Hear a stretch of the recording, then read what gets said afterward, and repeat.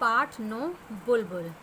बच्चों, आज के अभ्यास पत्र में हम बुलबुल पाठ में आए कठिन शब्दों के अर्थ लिखेंगे और कुछ शब्दों से वाक्य बनाएंगे। तो आइए चर्चा आरंभ करते हैं। शब्दार्थ है, सबसे पहला शब्दार्थ है सरल।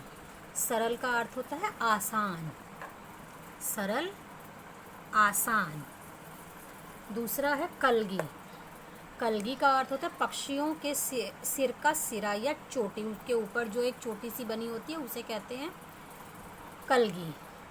तीसरा है हमला। हमला का अर्थ होता है वार या आक्रमण। वार या आक्रमण, आप इन दोनों में से कोई एक अर्थ लिख सकते हैं। अगला शब्द है घोंसला। तो घोंसला क्या होता है? पक्षियों का घर। घोंसला, पक्षियों का घर। तेज, तेज का अर्थ है ऊंची।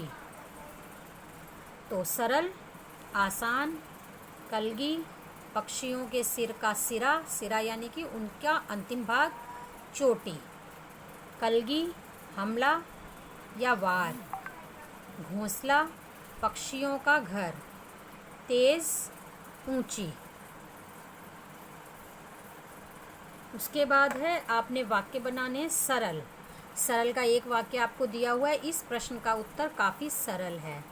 हम सरल शब्द से और भी वाक्य बना सकते हैं, जैसे इस पाठ की भाषा बहुत सरल है। हमें उत्तर सरल भाषा में देना चाहिए। साथ और वाक्य हम बना सकते हैं कि रवि बहुत सरल स्वभाव का है। तो इस प्रकार आप सरल शब्द से अनेक वाक्य बना सकते हैं, लेकिन आपने यहाँ एक ही वाक्य बनाना है। घोंसला। घोंसला का अर्थ अभी हमने देखा कि पक्षियों का घर।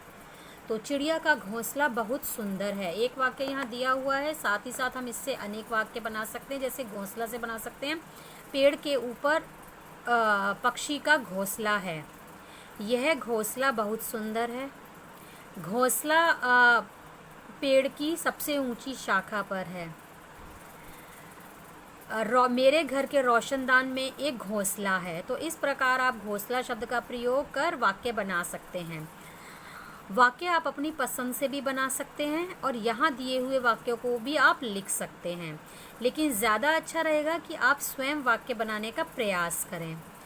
वाक्य अर्थपूर्ण होना चाहिए। आप स्वयं वाक्य बना रहे हैं तो आप अपने वाक्य को पढ़कर अवश्य देखेंगे, जिससे आपको पता चल सके कि आपके द्वारा बनाया गया वाक्य सही है या नहीं। आपने बहुत ही साफ और सुंदर ढंग से काम करना है और ध्यान रहे कि यह कार्य आपने मुझे 5 बजे से पहले हिंदी ग्रुप में सेंड कर देना है, जिससे आपकी एब्सेंट मार्क ना हो। तो आज के लिए बस इतना ही।